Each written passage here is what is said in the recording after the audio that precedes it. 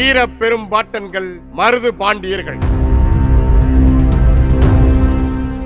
இந்திய விடுதலைக்கு முன்பு ஆங்கிலேயர்களின் ஆதிக்கத்துக்கு எதிராக வலிமையானதொரு மக்கள் புரட்சியை தலைமையேற்று வழிநடத்தி தாய்நாட்டின் விடுதலைக்காக போராடிய மாவீரர்கள் நமது வீர பெரும்பாட்டன்களாகிய மருது பாண்டியர்கள்.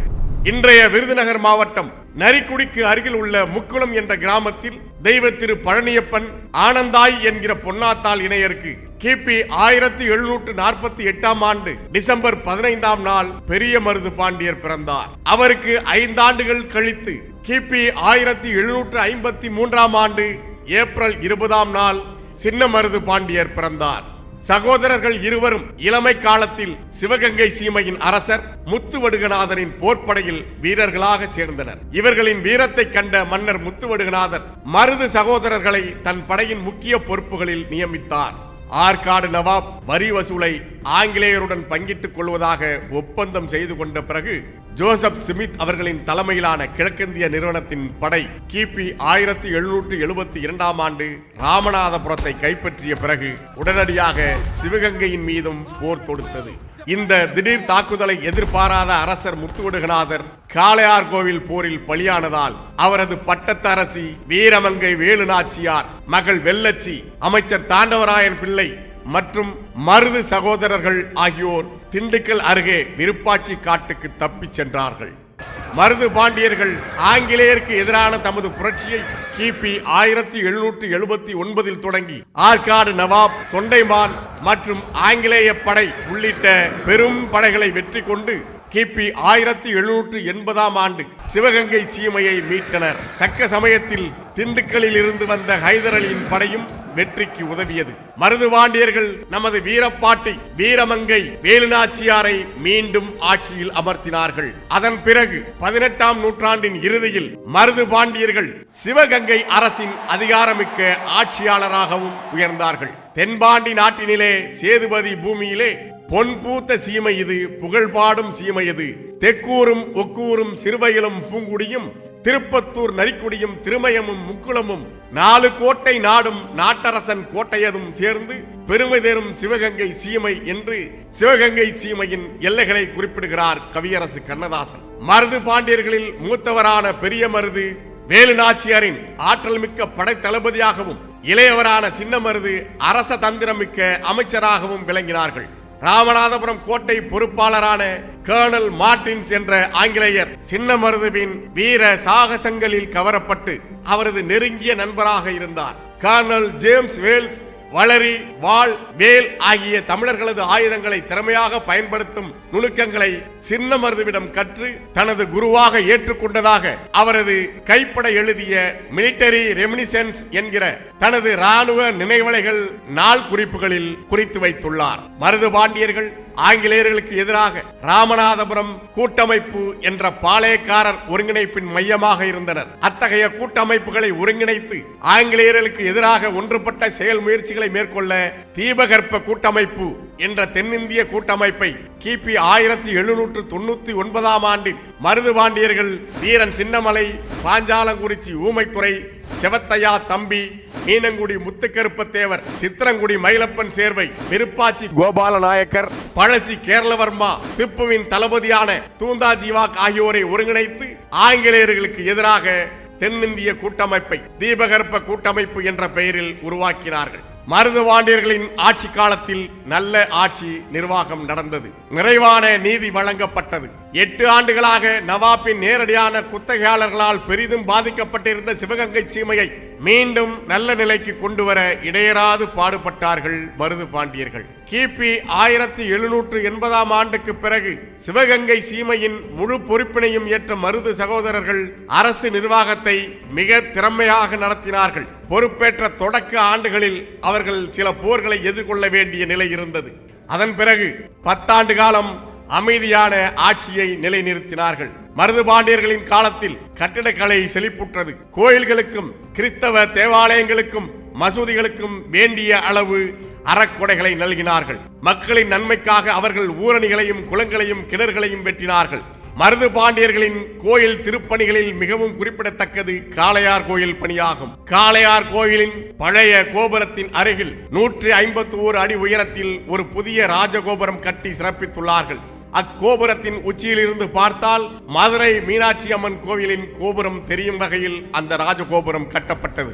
பொன்னாத்தாள் குளம், உடையார் சேர்வை ஊரணி, ஆத்தா குளம் என தங்களின் தாய் தந்தையர் பெயரில் மருது பாண்டியர்கள் அமைத்த குளமும் ஊரணியும் இன்றும் நல்ல நிலையில் அவர்களது பெயரை சொல்லிக் கொண்டிருக்கின்றன. தென்னாட்டின் ஆட்சியராக இருந்த SR லூசிங்டன் பல பாளையக்காரர்களை அடக்கினார்.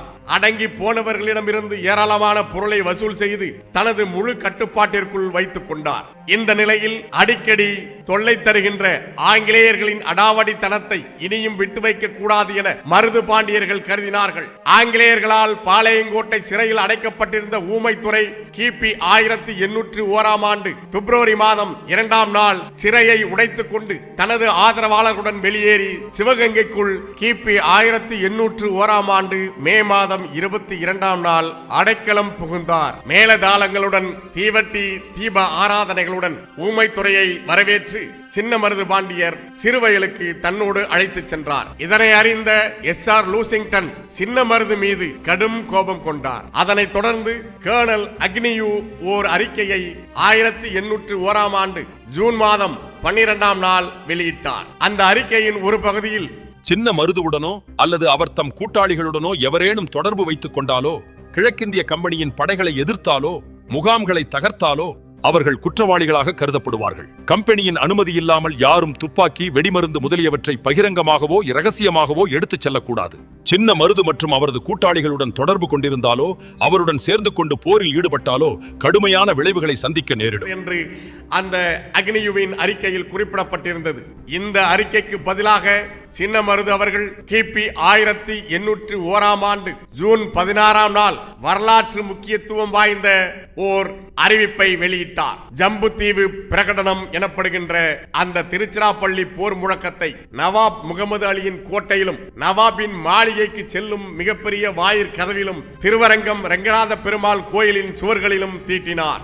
இந்த சுவரொட்டியை காண்போர் யாராயினும் கவனமாக படியுங்கள். ஜம்புத்தீவு நாட்டிலும் அதன் தீபகற்பத்திலும் வாழ்கின்ற அனைத்து இனத்தவர்க்கும், உள்நாடுகளை சேர்ந்தவர்களுக்கும், பிராமண, சத்திரிய, வைசிய, சூத்திர சாதிகளாக பிளவுபட்டிருக்கும் மக்களுக்கு, முசல்மான்களுக்கும் பொதுவான நலன்களை கருத்தில் கொண்டு இந்த அறிவிப்பு வெளியிடப்படுகிறது. மாட்சிமைப்பட்ட நவாப் முகமது அலி முட்டாள்தனமாக உங்களுக்கு மத்தியில் ஆங்கிலேயருக்கு இடம் அளித்ததால் இம்மண்ணில் கைமை நிலை உருவாகிவிட்டது. ஆங்கிலேயர்கள் நேர்மைக்கு புறம்பாக நவாப்பினுடைய ஆட்சி உரிமையை கைப்பற்றிக் கொண்டனர். உள்நாட்டு மக்களை நாய்களாக கருதி அவ்வாறே நடத்துகின்றனர். மேலே சொல்லப்பட்டுள்ளபடி பல்வேறு அடிப்படையில் பிரிந்திருக்கக்கூடிய நீங்கள் உங்களுக்குள்ள ஒற்றுமையையும் நட்பையும் வளர்த்துக் கொள்ளாமல், ஆங்கிலேயர்கள் உங்கள் மத்தியில் ஆடுகின்ற இரட்டை நாடகத்தையும் புரிந்து கொள்ளாமல் உமக்குள் தீரா பகைமையை பெருக்கிக் கொண்டதுடன் ஆட்சியையும் ஆங்கிலேயரிடம் ஒப்படைத்து விட்டீர்கள். அத்தகைய இழிபிறவிகளுடைய கைகளில் சிக்கிக் கொண்ட பகுதிகளில் மக்களுடைய வாழ்க்கை ஏழ்மை அடைந்து உண்ணும் உணவு கூட அரிதாகி போய்விட்டது. மக்கள் பலவாறான துன்பங்களுக்கு ஆட்பட்ட போதிலும் அவற்றிலிருந்து விடுபடுவதற்கான வழிவகைகளையும் அறியாதவர்களாக இருக்கின்றனர். பல ஆயிரம் ஆண்டுகள் வாழ்ந்தாலும் கூட மனிதன் ஒரு நாள் மடியப் போவது உறுதி. ஆனால் அவர்கள் ஈட்டக்கூடிய புகழ் சந்திர சூரியன் உள்ளவரை நிலைத்திருக்கும். ஆகவே இழந்துவிட்ட மரபு உரிமைகளை மீட்டெடுக்கும் விதத்தில் திட்டங்கள் வகுக்கப்பட்டு உறுதிப்படுத்தப்பட்டுள்ளன.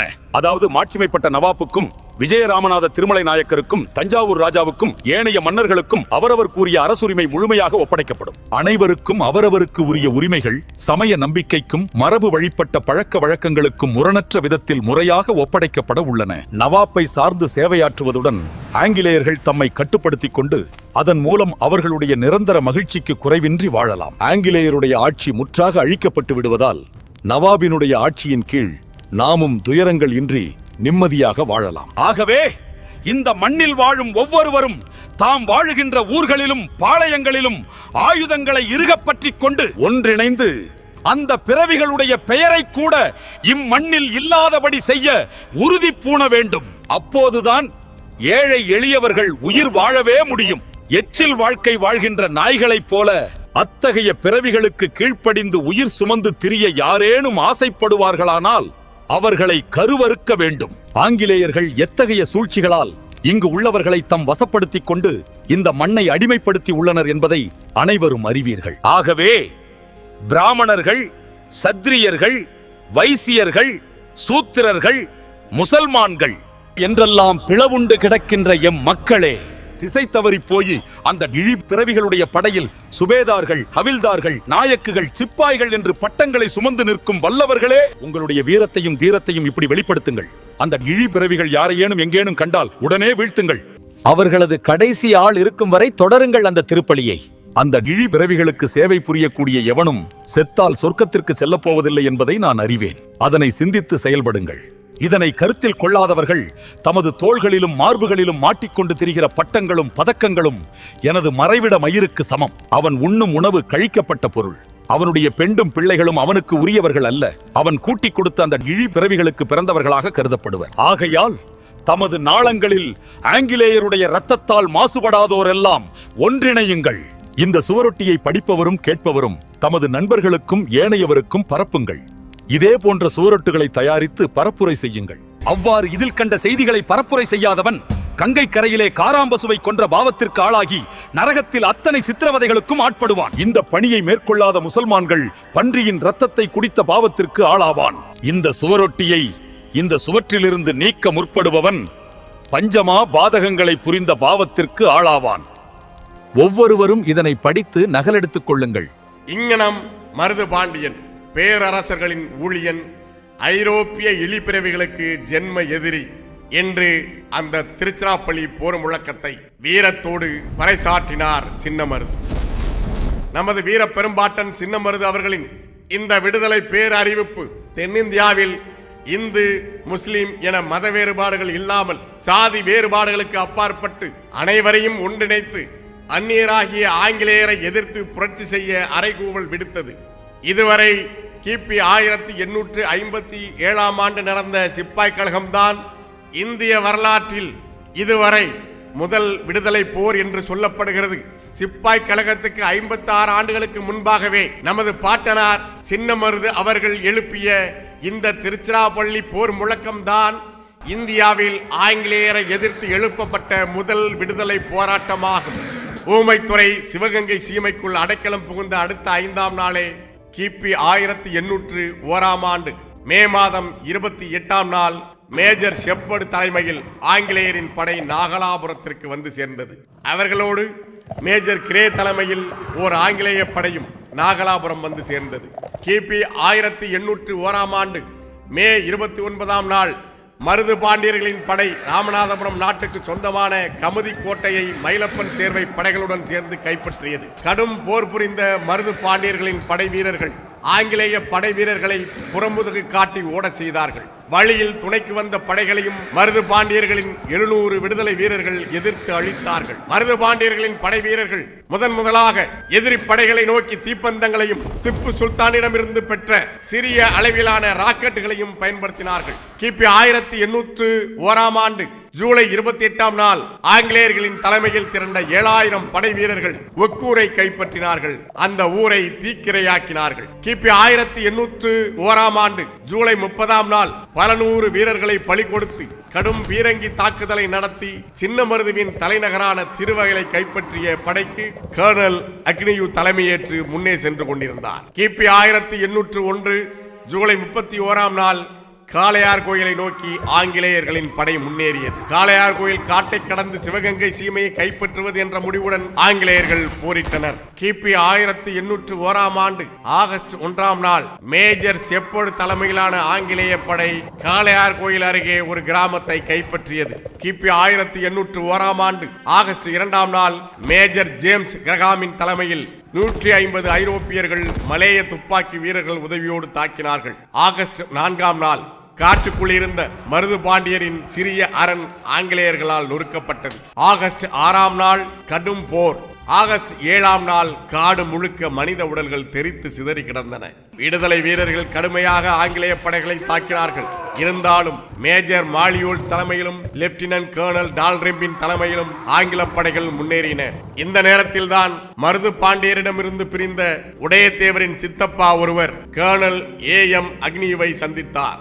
மருது பாண்டியரை காட்டிக் கொடுப்பதற்கும் அவர்களின் திட்டங்களையும் செயல்பாடுகளையும் அந்த பகுதிகளின் அமைப்புகளையும் மிக முக்கியமான தாக்குதல் தொடர்பான திட்டங்களையும் கர்னல் AM அக்னியுடன் எடுத்து கூறினார். இந்த துரோகம்தான் ஆங்கிலேயரின் வெற்றிக்கு அடித்தளமாக அமைந்தது. கர்னல் அக்னியு உடையதேவர் என்ற கௌரி வல்லப தேவரை புதிய அரசராக சிவகங்கை சீமைக்கு அறிவித்தார். இதுவரை சிவகங்கை சீமையை சேர்ந்த விடுதலை படைகளிடம் இருந்த ஒற்றுமை உணர்வு பிரித்தாளும் சூழ்ச்சியால் குலைந்து போனது. துரோகி உடையதேவரும் மருது பாண்டியர்களின் பலத்தை பெருமளவுக்கு குறைத்தார். கிபி 1801 ஆகஸ்ட் 17 ஆங்கிலேயர்களின் கோர பசிக்கு பிரான்மழையும் வீழ்ந்தது. இறுதியாக காளையார் கோயில் மேஜர் ஷெப்பர்டின் தலைமையில் பலமாக தாக்கப்பட்டது. மருது பாண்டியர்களின் மேல் மாறாத பற்றுடன் இருந்த வீரர்கள் தீவிரமாக எதிர்த்து போராடினார்கள். மருது பாண்டியர்கள் நடத்திய போரை கண்டு ஆங்கிலேய தளபதிகளே வியந்து போனார்கள். கிபி 1801 செப்டம்பர் 1 மும்முனை தாக்குதலில் காளையார் கோவில் வீழ்ந்தது.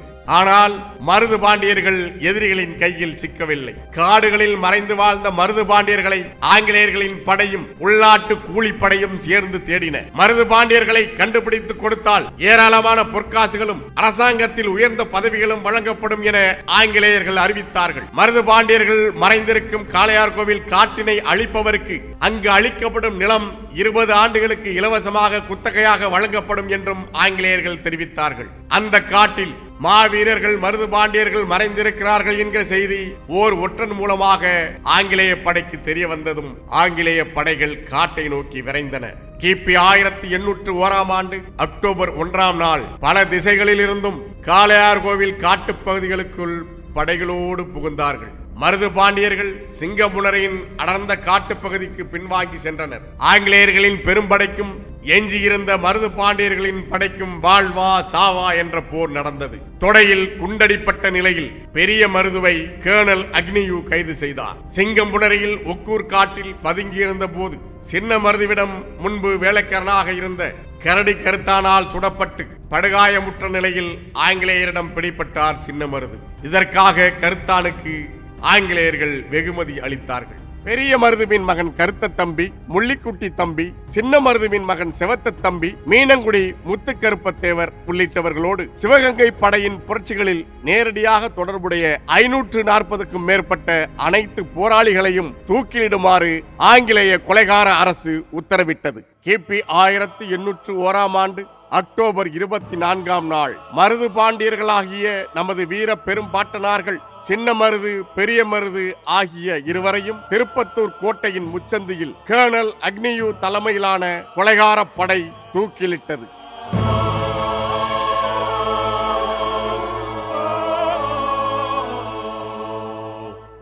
வானம் தொட்டு போனா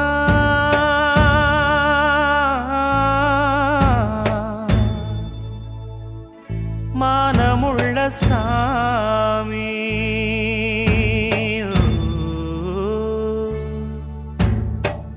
வானம் தொட்டு போனா மானமுள்ள சாமி, தேம்புதையா பாவம் தேவர்களின் பூமி, பட்டத்துக்கு வேறு சிற்றரசன் யாரு, தங்கத்துக்கு வேறு மாற்று உண்டா கூறு, கலங்காதே ராசா காலம் வரட்டும், நள்ளிரவு போன பின்னே வெள்ளி முளைக்கும்.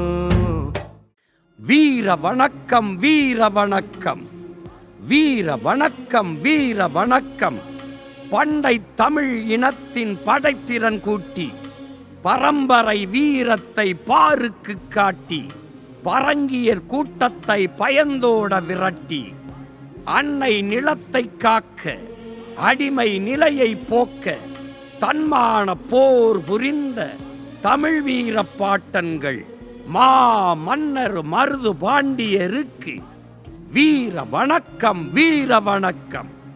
பேர பிள்ளைகள் செலுத்தும் பெருமை கொண்ட வீர வணக்கம் வீர வணக்கம் வீர வணக்கம்.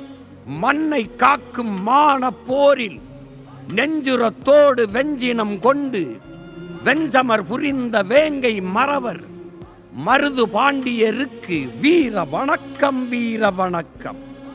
அடிமை வாழ்வா, உரிமை சாவா, சரணடைந்த வாழ்வா, சண்டையிட்ட சாவா, மரணம் பெரிதா, மானம் பெரிதா, மானத் தமிழனுக்கு மரணத்தை விட மானமே பெரிது. மண்டியிடாத மானத்தோடு, வீழ்ந்து விடாத வீரத்தோடு, தூக்கு கயிற்றை துணிந்து ஏற்று வீர வரலாற்றை வளரி கொண்டு எழுதிய மா வீர மருது பாண்டியருக்கு வீர வணக்கம், வீர வணக்கம். உறுதி ஏற்கிறோம், உறுதி ஏற்கிறோம்.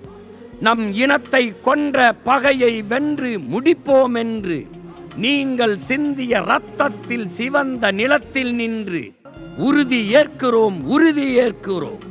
வீர வணக்கம், வீர வணக்கம். வீர பெரும் பாட்டன்கள் மான மறவர் மருது பாண்டியருக்கு வீர வணக்கம், வீர வணக்கம். தமிழ்தாய் வாழ்க, தலைவர் பிரபாகரன் வாழ்க. நாம் தமிழர்.